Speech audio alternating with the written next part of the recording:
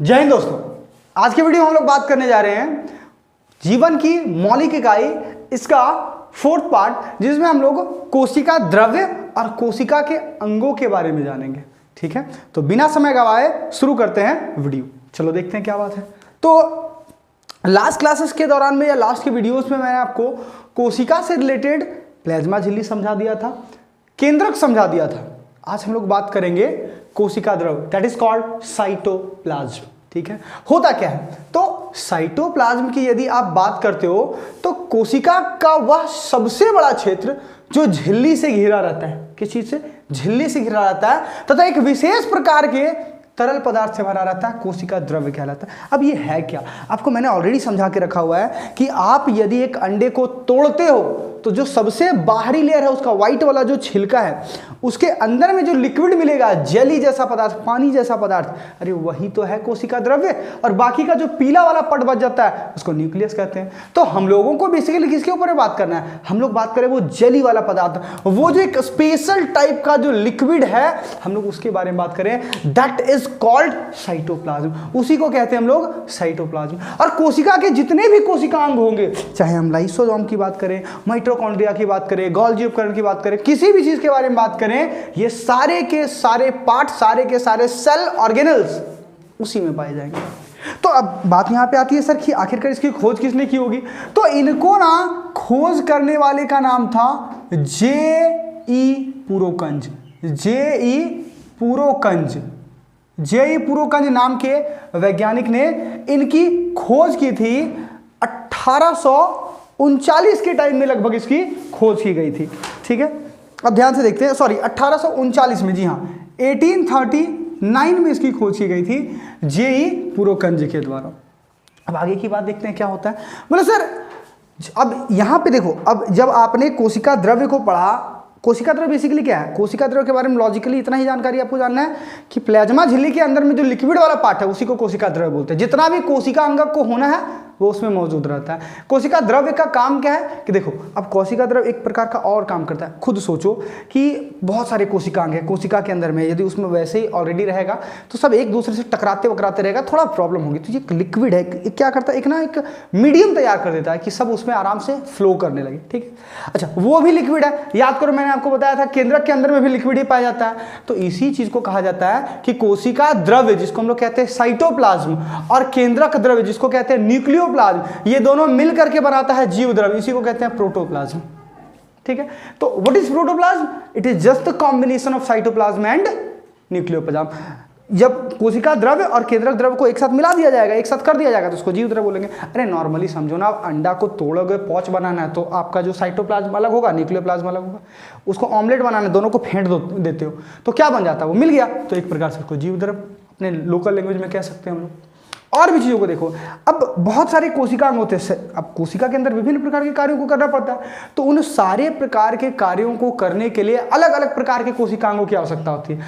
होती तो बहुत सारी, लेकिन मुख्य रूप से आपको यहाँ पे 7 चीजों के बारे में बताऊंगा, जिनमें से एक आता है अंतर्द्रवी जालिका, ER भी कहते हैं इसको, एंडोप्लाज्मिक रेटिकुलम, एंडोप्लाज्मिक रेटिकुलम।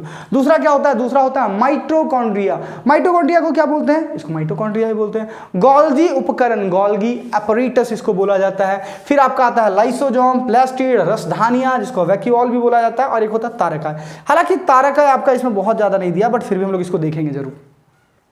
तो ये 6-7 चीजों को देखना है, लेकिन इन 6-7 चीजों में भी जो सबसे शुरुआत में हम लोग बात करते हैं, तो फर्स्ट में किसकी बात देखी जाएगी? तो फर्स्ट में हम लोग देखेंगे किसके बारे में? अंतर्द्रवी जालिका। नाम क्या मैंने इसका ऑलरेडी दिया हुआ आपको, एंडोप्लाज्मिक रेटिकुलम। और आप जब अंतर्द्रवी जालिका को देखोगे ना, तो सिंपल में लिखा हुआ रहेगा अंतर्द्रवी जालिका में ER, सिंपली क्या लिख दिया जाएगा? ER, endoplasmic reticulum. क्या होता है सर? तो जब कभी भी आप कोशिका को देखोगे, तो जैसे सपोज करते हैं ये कोशिका है, मान लो, तो कोशिका के बीच में जो केंद्रक होगा, केंद्रक के जस्ट ऊपर में ही तुम ध्यान से देखोगे तो तुमको दिखेगा कुछ कुंडी नुमा पदार्थ, एकदम जैसे ना, कह रहा है क्या कि अंतर्द्रवी जालिका झिल्ली युक्त नलिकाओं तथा सीट का बहुत बड़ा तंत्र है। इसके जस्ट ऊपर में झिल्ली जैसा होगा, सीट, एक के ऊपर दूसरा लेयर, और ये लंबी नलिका हो सकती है, गोल हो सकता है, या आयताकार थैलों की तरह दिखाई देता है। और इसकी रचना प्लाज्मा झिल्ली के समरूप ही होती है। जैसे आप प्लाज्मा झिल्ली को देखते हो ना, सेम उसी प्रकार से अंतर्द्रव्य जालिका की भी रचना होती है। अब मुख्य रूप से यदि आप बात करेंगे तो उसमें आप ध्यान से जूम करके देखोगे तो अंतर्द्रव्य जालिका दो तरह का दिखेगा, एक दिखेगा खुरदरा और एक दिखेगा चिकना। एक दिखेगा खुरदरा और एक दिखेगा चिकना। खुरदरा वाला खुरदरा क्यों दिखेगा? बोले sir because of the presence of ribosome over it. अब जो आपका जो खुरदरा अंतर्द्रव्य जालिका है वो खुरदरा क्यों है? क्योंकि सर उसके ऊपर ना राइबोसोम लगे हुए हैं। अब चिकनी सतह पे कोई डॉट डॉट डॉट डॉट लगा दूंगा तो खुरदरा होगा कि नहीं होगा? तो वही तो बात है सर कि खुरदरी अंतर्द्रव्य जालिका खुरदरी क्यों होती है? क्योंकि इसके ऊपर में क्या लगा होता है? राइबोसोम लगा होता है। ये राइबोसोम क्या करता है सर? ये राइबोसोम करता क्या है? तो राइबोसोम का ही काम है कोशिका के अंदर प्रोटीन का संश्लेषण करने का काम करने का। प्रोटीन का संश्लेषण का काम कौन करता है? राइबोसोम। तो देखो अब क्या कह रहा है कि RER तैयार प्रोटीन को ER के द्वारा कोशिका के अन्य भागों में भेज देता है। अब समझो, थोड़ा लॉजिक को समझो। कोशिका के ऊपर में हो गया आपका अंतर्द्रव्य जालिका, अंतर्द्रव्य केंद्रक के ऊपर में क्या हो गया? अंतर्द्रव्य जालिका। एक तरफ चिकनी वाली, एक तरफ खुरदरी वाली। खुरदरी वाली खुरदरी क्यों है? क्योंकि उसमें राइबोसोम लगा हुआ है। राइबोसोम क्या करेगा? तो राइबोसोम जो प्रोटीन है उसको संश्लेषित करेगा और संश्लेषित करके किसको दे देगा? वो वाला दे देगा खुरदरी अंतर्द्रव्य जालिका को। ये क्या करेगा? ये जो तैयार प्रोटीन है उसको ER के थ्रू, अंतर्द्रव्य जालिका के थ्रू कोशिका के अन्य भागों में भेजेगा। लेकिन अभी नहीं भेजेगा बाबू, अभी पैकेटिंग का काम होगा, वो आगे बताऊंगा मैं। फिलहाल इतना जानो कि राइबोसोम का क्या काम है? राइबोसोम कोशिका के अंदर प्रोटीन का संश्लेषण करेगा। कहां पाया जाएगा? खुरदरी अंतर्द्रव्य जालिका के ऊपर में। खुरदरी अंतर्द्रव्य जालिका खुरदरी क्यों होती है? क्योंकि उसमें राइबोसोम लगा होता है। खुरदरी अंतर्द्रव्य जालिका का काम क्या है? तो उसका काम है राइबोसोम ने जो प्रोटीन बनाया उस प्रोटीन को कोशिका के अन्य भागों में भेज देने का काम करेगा। कहां भेजेगा? आगे बताता हूं, सुनो। अब एक तो ये खुरदरा हो गया, दूसरा मैंने बताया था चिकनी वाली। चिकनी वाली क्या होती है? तो सर चिकनी वाली का बात होता है, इसको देखो RER rough endoplasmic reticulum, soft endoplasmic reticulum. ये हो गया चिकनी, सॉरी इसको स्मूथ बोलते हैं, smooth endoplasmic reticulum, smooth endoplasmic reticulum, rough endoplasmic reticulum. खुरदरी अंतर्द्रव्य जालिका और चिकनी अंतर्द्रव्य जालिका। तो चिकनी अंतर्द्रव्य जालिका क्या होती है? बोले सर ये लिपिड और वसा के अणु बनाने में सहायता करती है। अरे वसा, लिपिड, यही सब चीज तो ये तो खुद चिकना रहता है ना, तो इन सब को बनाने का काम कोशिका के अंदर, इन चीजों को बनाने का काम कौन करेगा? तो इनका काम करेगा चिकनी अंतर्द्रव्य जालिका। तो इस प्रकार से आपके अंतर्द्रव्य जालिका काम करते हैं। फिर से सुनो, अंतर्द्रव्य जालिका में क्या? दो पार्ट, खुरदरी और चिकनी। खुरदरी वाली खुरदरी क्यों? राइबोसोम लगा है। राइबोसोम का काम क्या? प्रोटीन संश्लेषण करेगा। संश्लेषण करके कहां भेजेगा? ER को दे देगा। अब RER क्या करेगा? उस प्रोटीन को और अन्य भाग में भेज देगा। SER वाला फुल फॉर्म क्या होता है? Smooth endoplasmic reticulum. काम क्या है उसका? वसा और लिपिड बनाने में सहायता करता है। ठीक है, अब देखते हैं आगे के कोशिकांगों को। तो कोशिका का अगला जो अंगक है वो है आपका गोल्जी एपरेटस, गोल्जी उपकरण। याद करो मैंने क्या बोला? अरे मैंने बताया ना कि कोशिका में केंद्रक के ऊपर में ER आपका लगा हुआ है और ER के जस्ट ऊपर में ध्यान से देखो, ऐसे ऐसे शेप में कुछ चीजें तुमको दिख रही होगी। एक कुंडिका दिखा होगा, इसके ऊपर एक और दिखा होगा, एक और दिखा होगा, ऐसे करिए कुंडिका के शेप में दिख रहा होगा लेयरिंग में। वही तो है आपका गोल्जी उपकरण। गोल्जी उपकरण का खोज बेसिकली 1898 में कैमिलो गोल्जी ने किया था। बेसिकली ये एक इटैलिक जो थे वो साइंटिस्ट थे। इनके बारे में क्या कहा जाता है? कहता है सर गोल्जी उपकरण झिल्ली युक्त पुटिका है जो एक दूसरे के ऊपर में ले रहता है। जैसे ये मार्कर, एक हुआ नीचे में, इसके ऊपर में, इसके एक और ऊपर में, तो ये एक दूसरे के ऊपर में लेयरिंग में रहता है। ठीक है, अब ये एक दूसरे के ऊपर में लेयरिंग में रहता है और ये जो लेयरिंग में, जैसे ये एक है, इसके ऊपर एक है और एक है, तो देखो 3 लेयर। तो हर एक को क्या बोलेंगे सर? 1 कुंडिका, 2 कुंडिका, 3 कुंडिका, ये कुंडिका बोलेंगे। इस सब लेयर को क्या बोलेंगे? कुंडिका बोलेंगे। ठीक है, कनेक्शन किससे रहेगा? तो मैंने कहा केंद्रक के जस्ट ऊपर में ER और ER के जस्ट ऊपर में गोल्जी उपकरण। अब इसका काम क्या है? तो कहता है सर मेजर, यदि वर्ग की बात करें हम लोग, मेजर रूप से इसका काम करें तो यह पैकेटिंग का काम करता है। इसका काम है संचयन करना। पहले लेगा वो, उसको ट्रांसफॉर्म करेगा, रूपांतरण करेगा और फिर इसको पैक कर देगा। अब कैसे करता है ये चीजों को ध्यान से देखो। अब खुद सोचो, मैंने आपको बताया था कि ER का क्या काम है। तो ER तो बेचारा गरीब आदमी बहुत ज्यादा कुछ करेगा नहीं, वो क्या करेगा? खुरदरी वाली है तब प्रोटीन, राइबोसोम प्रोटीन का संश्लेषण किया और ER सीधी प्रोटीन को उठा करके गोल्जी उपकरण के पास भेज देगा। मैंने क्या कहा था कि ER का क्या काम है कि वो जो प्रोटीन है उसको ले जाके अन्य कोशिका अंग के पास भेजेगा। केकरा पास भेजेगा? तो गोल्जी उपकरण के पास भेजेगा। जो SER था, जो स्मूथ एंडोप्लाज्मिक रेटिकुलम था, उसने जो लिपिड और वसा बनाया था वो भी भेज देगा इधर। अब ये करेगा क्या? अब जैसे सोचो, तुम दिमाग लगाओ, मार्केट में क्या बोले 1 किलो चीनी दिए, दुकानदार बोलेगा ले बाबू ले, ऐसे 1 किलो चीनी उठा लो, ले लो, तुम लोगे ऐसा? ऐसा नहीं ना लोगे रे। अब यदि तुमको चीनी लेना है तो वो चीनी तोलेगा, एक प्लास्टिक में डाल के देगा, अरे पैक करके देगा, तब ना लेके जाओगे तुम। अब मैंने प्रोटीन का संश्लेषण कर लिया, प्रोटीन बन गया, पूरा कोशिका के अंगकों में पहुंचाना था, पैक करके देंगे ना। तो वही पैकेटिंग के काम के लिए गोल्जी उपकरण का यूज किया जाता है। ये क्या करता है? ER ने जो भी प्रोडक्ट को बनाया उसको सिंपली इसका काम है पैकेटिंग करेगा। ये क्या करेगा? पैकेटिंग करके कोशिका के अंदर में भी और कोशिका के बाहर में भी, देखा है ना, ER में संश्लेषित पदार्थ गोल्जी उपकरण में पैक के लिए जाते हैं, वो उन्हें बाहर तथा अंदर विभिन्न भागों में भेज देते हैं। जहां जहां उसका नीड है पैक करके उसको भेजने का काम कौन करेगा? गोल्जी उपकरण करेगा। अच्छा, गोल्जी उपकरण का मेजर वर्क मैंने क्या बताया? संचयन, रूपांतरण और बंद करना। पहले स्टोर करेगा, ट्रांसफर करेगा, पैक करेगा, भेज देगा। इसके साथ में क्या है? अब जहां तक देखोगे आप तो ये सामान्य शर्करा को जटिल शर्करा में बदल देता है। जो नॉर्मल ग्लूकोज है उसको थोड़ा सा कॉम्प्लिकेटेड में भी ये बदलने का काम करता है, जो आगे बॉडी में एक तरह से स्टोरेज रहता है, जब एनर्जी लॉस होती है उस टाइम उसको हम लोग यूज करते हैं। अच्छा, आगे की बात देखोगे तो गोल्जी उपकरण लाइसोसोम को भी बनाता है। ये लाइसोसोम क्या है सर? ध्यान दीजिएगा, I am just talking that Golgi उपकरण लाइसोसोम को बनाता है। लाइसोसोम के एंजाइम की बात नहीं कर रहा हूं मैं, लाइसोसोम को बनाएगा। है क्या ये लाइसोसोम? तो बोले सर लाइसोसोम ही तो है जो पूरा दुनिया को, अभी कोशिका को बचा के रख ले एक तरह से। देखो ये जो लाइसोसोम है, अरे यही तो वो चीज है जो अचड़ा कचड़ा सबको साफ करने का काम करेगा। क्या कह रहा है? बोला सर ये ना एक प्रकार से क्लीनर का काम करता है। घर में गंदगी फिनाइल मार के साफ करते हो ना, मस्त काम करता है, झक्कास लेवल का काम करता है। इसके अंदर ना एकदम खतरनाक लेवल का हाइड्रोलाइटिक एंजाइम होता है, ठीक है, एकदम अच्छे लेवल का होता है, तगड़ा लेवल का, जला देगा किसी भी चीज को। क्या बोला कि सर लाइसोसोम कोशिका का अपशिष्ट निपटाने वाला अंगक है। अपशिष्ट मींस वेस्टेज को क्लियर करेगा, ये जो कचड़ा बचड़ा हो जाए क्या करेगा? जैसे देखो, लाइसोसोम बाहरी पदार्थ के कोशिका अंगकों के टूटे फूटे भागों को पाचित करके कोशिका को साफ करता है। देखो एक्चुअली इसको नॉर्मली आप समझिएगा, हुआ क्या, जैसे सपोज करते हैं कोशिका के अंदर बहुत सारे अंगक हैं, हो सकता है कि चोट घाट लग गया, कुछ अंदर वाला कोशिका थोड़ा बहुत टूट फूट गया, तो टूट फूट गया तो मर जाएगा ना। अब सपोज कर लेते हैं कि कोई चीज मर गया, उसका लाश वहीं तुम फेंक दोगे, सड़ेगा, महकेगा, गंदगी और फैलेगी कि नहीं फैलेगी? तो लाइसोसोम क्या किया, जो टूट फूट गया उसको हटा देगा, साफ कर देगा, उसको मरम्मत कर देगा, जा गायब हो जा तू। और क्या कहता है कि अब साफ कर दिया तो ये बचाने का काम किया। अच्छा, दूसरा हो सकता है कि मान लो कोशिका बूढ़ा हो गया। अब कोशिका यदि बूढ़ा हो गया तो क्या करेगा वो?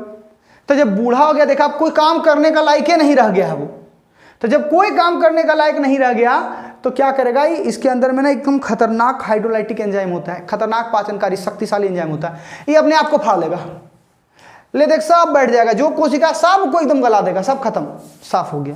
अच्छा, कभी कभार होता है ना, देखो एक्चुअल में इसका इंपॉर्टेंट रोल क्यों है? जब मान लो कभी कभार कोई कोशिका का अंगा को बदमाशी कर लगा, गोल्जी उपकरण बोलेगा ना हम पैकेटिंग करवे नहीं करेंगे, जो करना कर लो। गोल्जी उपकरण का पारा चढ़ गया, बोला नहीं करेंगे पैकेटिंग, जो करना कर लो। लाइसोसोम बोलेगा नहीं करेगा, ठीक है, हल्का सा निकालेगा केमिकल, वो छिड़क देगा, ले गायब हो गया, खत्म। वो फिर कोई काम ही नहीं कर रहेगा, वो गायब हो गया, खत्म हो गया।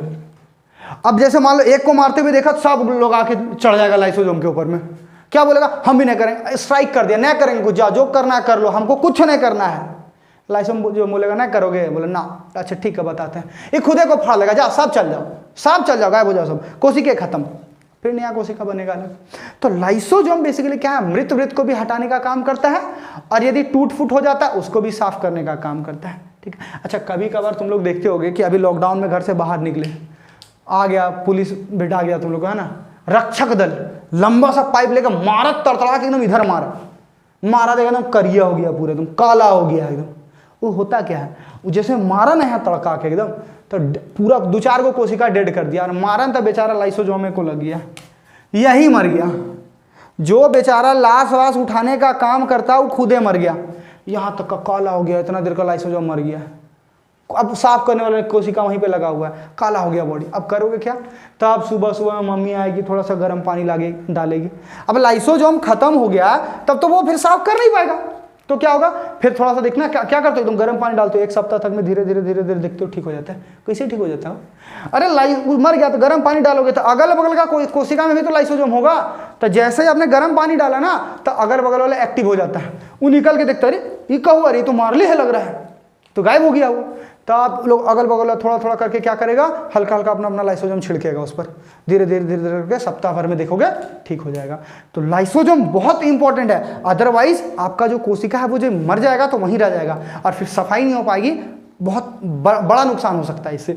तो लाइसोसोम बहुत इंपॉर्टेंट चीज होता है। अब बोलोगे सर लाइसोसोम दिखने में कैसा होता है, मतलब कोई सेम है, इसमें भी एक झिल्ली से बनी हुई संरचना होती है जिसमें पाचक एंजाइम होते हैं, एक पैकेटिंग के जैसा उसमें संरचनाएं हैं, एक ऐसा पैक करके रखा हुआ है, झिल्ली नुमा है, उसमें से हाइड्रोलाइटिक एंजाइम बना हुआ है। अभी एंजाइम को कौन बनाएगा, बोले सर ध्यान दीजिएगा, लाइसोसोम को बनाने का काम कर रहा था गोल्जी उपकरण, बट लाइसोसोम का एंजाइम बनाने का काम कर रहा था RER।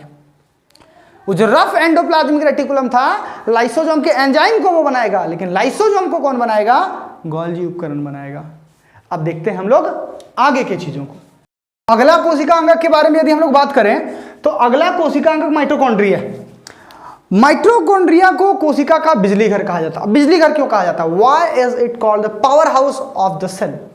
कहता है कि जीवन के लिए आवश्यक विभिन्न रासायनिक क्रियाओं को करने के लिए माइटोकॉन्ड्रिया ATP के रूप में ऊर्जा प्रदान करता है और शरीर के नए रासायनिक यौगिकों को बनाने, यांत्रिक कार्य के लिए ATP में संचित ऊर्जा का उपयोग करता है। कौन करता है, कोशिका इस संचित ऊर्जा का यूज करता है। अब थोड़ा सा समझो, लॉजिक समझो थोड़ा सा। देखो बाबू, गाड़ी चला रहे तो गाड़ी चलने के लिए क्या चाहिए, पेट्रोल चाहिए। क्या करेगा, पेट्रोल रख देंगे, गाड़ी का टंकी पे पेट्रोल रख दो, ले बाबू पेट्रोल दिए चलो, तो चलेगा नहीं ना चलेगा। पेट्रोल टंकी में डालोगे, वो इंजन में जाएगा, एनर्जी बनेगा, तब ना पावर आएगा, तब ना गाड़ी खिंचाएगा तेरा। तो वही चीज यहां पे भी है कि कोशिका को वर्क करने के लिए एनर्जी चाहिए। एनर्जी मिलेगा कहां, बोले खाना खाए एनर्जी मिल गया।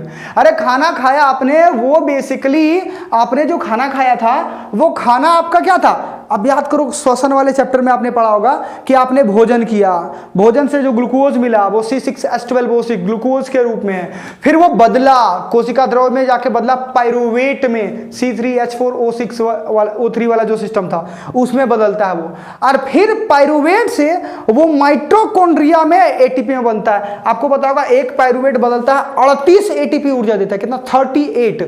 तो कहीं ना कहीं जो आपके बॉडी को एनर्जी चाहिए वो एनर्जी कौन बनाएगा, तो वो कोशिका का जो माइटोकॉन्ड्रिया होता है वही ग्लूकोज वगैरह से एनर्जी बनाने का काम करता है। और इसी एनर्जी का यूज हम लोग क्या करते हैं, रासायनिक यौगिक को बनाने में करेंगे, शरीर में जो नया चीज बनेगा, काम करने में इस ऊर्जा का हम लोग उपयोग करेंगे, और ये सारा का सारा काम होगा माइटोकॉन्ड्रिया में। तो चूंकि ये एनर्जी बनाता है, बिजली बनाता है, पावर बनाता है, इसलिए इसको power house of the cell कहा जाता है। अच्छा, इसके बारे में खास बात क्या है, बोले सर ये ना किसी के ऊपर आश्रित नहीं, इसका खुद का DNA और खुद का राइबोसोम है। मतलब यदि खुद का राइबोसोम है तो इसको जो प्रोटीन का जरूरत पड़ेगा कुछ उसका खुद बना लेगा। यदि इसका खुद का राइबोसोम है तो ये अपना कुछ प्रोटीन को खुद से संश्लेषित कर देगा। और प्लस पॉइंट है कि DNA इसका खुद का है, मतलब इसका आनुवांशिक गुण अगले संतति में इसी से चला जाएगा, तो इसका खुद का DNA और राइबोसोम होता। अब आगे तुम देखोगे प्लास्टिड। पहली बात तो यह कि प्लास्टिड हम लोग में होगा नहीं, प्लास्टिड पादपों में ही पाया जाता है। तो प्लास्टिड क्या होता है, पादप उत्तक में पाए जाते हैं, पादप कोशिकाओं में स्थित होते हैं। प्लास्टिड की भीतरी रचना में बहुत सी झिल्ली वाली परतें होती है, मतलब अंदर से उसको चेक करके देखोगे ना तो बहुत सारा लेयर लेयर लेयर लेयर करके दिखेगा आपको। और जो स्ट्रोमा में स्थित होता है मिडिल वाला पार्ट, प्लास्टिड बाह्य रचना में माइटोकॉन्ड्रिया की तरह ही होता है। जिस प्रकार से माइटोकॉन्ड्रिया आपको देखने मिलेगा एक लेयरिंग में, एक के ऊपर एक लेयर में ऐसे कवर्ड रहेगा, सेम उसी प्रकार से प्लास्टिड भी आपको दिखेगा। और इसका भी खुद का DNA और खुद का राइबोसोम होगा, ये तो इसमें खास चीजें हैं। लेकिन प्लास्टिड को यदि बोले तो काम क्या सर इसका, what is the role of the plastid, तो बेसिकली दो प्रकार के प्लास्टिड होते हैं, एक होता है क्रोमोप्लास्ट, एक होता है ल्यूकोप्लास्ट। एक होता है क्रोमोप्लास्ट, एक होता है ल्यूकोप्लास्ट। क्रोमा मतलब कलर, ये रंगीन प्लास्टिड है, कलरफुल है, और ल्यूकोप्लास्ट ये सफेद है। अब देखो बाबू, क्रोमोप्लास्ट को भी आप आगे बांट के देख सकते हो, क्रोमोप्लास्ट से ही। अच्छा, कभी कभी तो तुमको दिख जाएगा कि इसमें 3 प्रकार का होगा, क्रोमोप्लास्ट, ल्यूकोप्लास्ट, क्लोरोप्लास्ट। अरे क्लोरोप्लास्ट कुछ थोड़ी ना है, वो तो क्रोमोप्लास्ट का ही हिस्सा है। अरे क्लोरोप्लास्ट ग्रीन कलर का होता है कि नहीं है, कलरफुल है कि नहीं है वो, तो वो क्रोमोप्लास्ट का ही हिस्सा है। तो इसीलिए देखो आगे स्टेप दे दिया है कि जिस प्लास्टिड में क्लोरोफिल बर्नर होता है, हरा कलर का वर्णक होता है उसको क्लोरोप्लास्ट कहते हैं। क्या कहते हैं उसको? क्लोरोप्लास्ट। और जब क्लोरोप्लास्ट होगा तभी पौधों में प्रकाश संश्लेषण की क्रिया हो पाएगी। ठीक है, इसके अतिरिक्त में आप देखोगे तो क्रोमोप्लास्ट में पीला और नारंगी रंग का भी वर्णक होता है। आप ध्यानपूर्वक यदि समझोगे तो देखो क्रोमोप्लास्ट में ज्यादातर रूप में नारंगी और रेड कलर का जो वर्णक होता है, इसका क्या काम है? इसका यही काम है कि यह पौधों को सुंदरता देने का काम करता है। फूल खिलते हैं, खूबसूरत लगता है, तो पौधों को एडोर्नेशन करने का, उसका डेकोरेशन करने का काम, उसका डेंटिंग पेंटिंग का काम कौन करेगा? तो उसका काम करेगा तुम्हारा क्रोमोप्लास्ट। और जिस क्रोमोप्लास्ट में हरा रंग का वर्णक चला गया, ग्रीन वाला क्लोरोफिल चला गया, वो हो गया क्लोरोप्लास्ट। और क्लोरोप्लास्ट का क्या काम है? वो प्रकाश संश्लेषण का में हेल्पफुल होगा। और जिसमें कोई रंग नहीं है, बस प्लास्टिड है, वो ल्यूकोप्लास्ट। क्या काम करेगा? बोले बहुत बड़ा काम है इसका सर। अभी कोरोना के टाइम में जब आदमी घर में बैठा हुआ था, स्टे होम जब गवर्नमेंट बोल रही थी, तो घर का जो बचा खुचा खाना था वही ना यूज कर रहे हैं। हो सकता है, ऐसा तो होता नहीं है, बट मान लो किसी दिन पेड़ पौधा का लॉकडाउन लग गया, नहीं निकलना, एनर्जी नहीं बन पा रहा, ठीक करेगा वो? भूखले तो मरेगा नहीं। तो वो क्या करता है? वो उस समय ल्यूकोप्लास्ट को यूज करता है। पेड़ का जड़ देखते हो व्हाइट कलर का रहता है, ज्यादातर सफेद कलर का, उसी में ल्यूकोप्लास्ट होता है। स्टार्च, तेल, प्रोटीन, ये सारा का सारा चीज को स्टोर करके रखता है कि कभी आवश्यकता पड़ेगा तो ल्यूकोप्लास्ट उस एनर्जी को दे देगा पेड़ को और उसको वो लोग यूज कर लेगा। हालांकि हम लोगों ने इन चीजों को देख लिया है, माइटोकॉन्ड्रिया और प्लास्टिड को। अब हम लोग देखेंगे लास्ट का जो स्टेप है, जिसको हम लोग कहते हैं क्या? एक बच गया है आपका वैक्यूहोल और एक बच गया सेंट्रोसोम, उसको देखते हैं। इन दोनों का खोज के बारे में बात करेंगे। देखो माइटोकॉन्ड्रिया का खोज बेसिकली रिचर्ड अल्टमैन ने 1886 में किया हुआ था। एक कोलिकर नाम का ये भी एक वैज्ञानिक था, उसका भी नाम 1876 के आसपास में जुड़ जाता है। और यदि आप बात करते हो प्लास्टिड का, तो इसका जो खोज किया गया था वो अर्नेस्ट हैकल ने किया था। ठीक है, अर्नेस्ट हैकल ने प्लास्टिड का खोज किया था। और ये बेसिकली टाइमिंग था इसका, कितना का टाइमिंग था? नॉर्मली इसका टाइमिंग था 1866 के आसपास में, 1866 में इसका खोज किया गया था। ठीक है, अब देखते हैं हम लोग आगे की चीजों को। कभी भी तुम लोग ये खाए हो पालक साग? एकदम खाए होगे। कद्दू बिल्कुल खाए होगे। अरे सब्जी जब कभी भी खाते हो तो मम्मी कढ़ाई में पूरा भर के देती होगी, जब डालती होगी शुरू में पूरा भर के, निकलता है तो हल्का सा, सब कहाँ चला जाता है? तो देखना घर में बोलता है ढेर मैंने पानी छोड़े, और बहुत पानी छोड़ता है। वो पानी होता क्या? What is that particular liquid? That is nothing else just the vacuole. वो राजधानियां होती है, उसी में लिक्विड होता है। अब ये होता क्या है? ध्यान से देखो, खास करके कहता है कि राजधानियां ठोस अथवा तरल पदार्थों की संग्राहक थैली हैं। सॉलिड और कुछ लिक्विड पदार्थ को स्टोर करके रखता है वो। जंतु कोशिका में छोटा, अब फिगर में देख सकते हो, जंतु वाले में छोटा है और बड़े और पादप वाले में बड़ा है। ठीक है, कुछ पौधों की कोशिकाओं की केंद्रीय राजधानी का माप कोशिका का टोटल वेट का या टोटल वॉल्यूम का 50 to 90% तक होता है। 1 किलो का कोशिका है मान लो, आधा किलो से 900 ग्राम सिर्फ राजधानी, मतलब बहुत वाइड एरिया में एकदम सिर्फ और सिर्फ राजधानी होगा। और बाकी का 10% से 50% जो बचता उसमें अन्य चीजें हो जाएगी।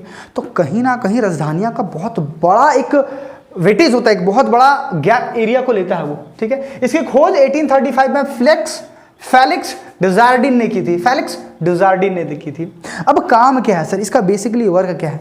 तो देखो एक्चुअल में क्या है ना, आपकी जो कोशिकाएं हैं वो देखो उसको थोड़ा सा स्ट्रांग बनाता है। देखो क्या है, स्फीति एवं कठोरता देने का काम, शेप करके रखेगा। कैसे खड़ा रहेगा वो? खड़ा तो रहना ना, वो शेप देने का थोड़ा सा काम करता है।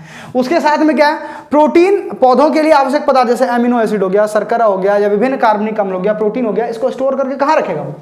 तो इन सब चीज को स्टोर करके रखने का काम भी वो कहाँ करता है? राजधानियों में करता है। अच्छा, कुछ एक कोशिकीय जीव ऐसे भी होते हैं जिनमें कुछ स्पेशल राजधानियां होती है जो एक्स्ट्रा जल और अपशिष्ट पदार्थों को भी शरीर से बाहर निकालने का काम करती है। थोड़ा सा लॉजिक समझो, आपको यदि आपको आपके शरीर से वेस्ट मटेरियल को बाहर एक्सक्रेट करना है तो आपके पास अंग तंत्र दिए हुए उसका। पेड़ पौधा को कौन कैसे करेगा वो?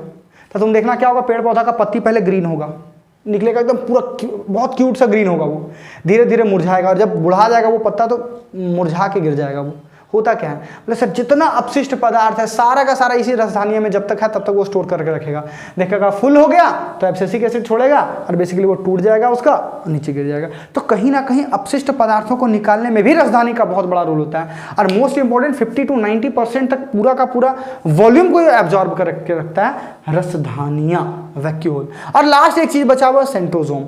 सेंट्रोजोम के बारे में बहुत ज्यादा आपको नहीं जानना, बस इतना जान लो कि सेंट्रोजोम जो होता है कोशिका का जो है ना वो विभाजन का काम करता है। अभी जैसे ध्यान से देखोगे अक्सर सुनते हैं कैंसर वेंसर होता है, तो कैंसर में क्या होता है, कैंसर इज नॉट जस्ट, इसको कोई बीमारी नहीं कह सकते, बस करता है क्या है कि कोशिकाओं का एकदम अनलिमिटेड विभाजन कराने लगेगा। पूरा यहाँ पे बॉडी है तो बहुत सारा मांस बनने लगेगा, तो मरोगे नहीं तो क्या होगे। तो सेंट्रोजोम का बेसिकली तारकाकाय का काम क्या होता है, जब कोशिका को विभाजन करना होता है तो उस समय ये सेंट्रोजोम वर्क करता है। ठीक है, देखो तो बेसिकली देखना ब्रेन बारे में एक अक्सर कहानी सुनने में आता है, ब्रेन ट्यूमर, ब्रेन कैंसर नहीं होता है, क्योंकि ब्रेन का 90% एरिया में जो भी सेल्स होते हैं उसमें वो सेंट्रोजोम नहीं पाया जाता। बाकी का जो 10% होता है ना, तंत्रिका कोशिका से ब्रेन बना होता है, नर्वस, उसमें सेंट्रोजोम होता नहीं है, लेकिन 10% जो होता है उसमें से सेंट्रोजोम थोड़ा पाया जाता है, और यही होता है विभाजन के टाइम में। तो ये थोड़ा सा विभाजन करता है, जैसे ऊपर में हल्का सा सटेगा तो बेसिकली आदमी वो ट्यूमर तक में ही आदमी मर जाता है, वो कहीं भी कैंसर का रूप नहीं ले पाता है। तो इसका बेसिकली काम क्या होता है, सेंट्रोजोम का काम होता है विभाजन करने का काम। तो मेरे हिसाब से ओवरऑल आपका ये जो चैप्टर है वो कंप्लीट हो चुका है। ठीक है, अब हम लोग आगे के चैप्टर्स को देखेंगे। आपको यदि मेरा वीडियो समझ में आ रहा है, आपको बहुत अच्छे से पसंद आ रही है, तो आप स्वयं भी वीडियो को देखें, सब्सक्राइब करें, लाइक करें, कमेंट करें, ताकि हमें पता चले कि आखिरकार हम लोग गलती कहाँ कर रहे हैं, ताकि हम लोग उसको रेक्टिफाई कर सकें। Do subscribe this channel for the better result. Thank you.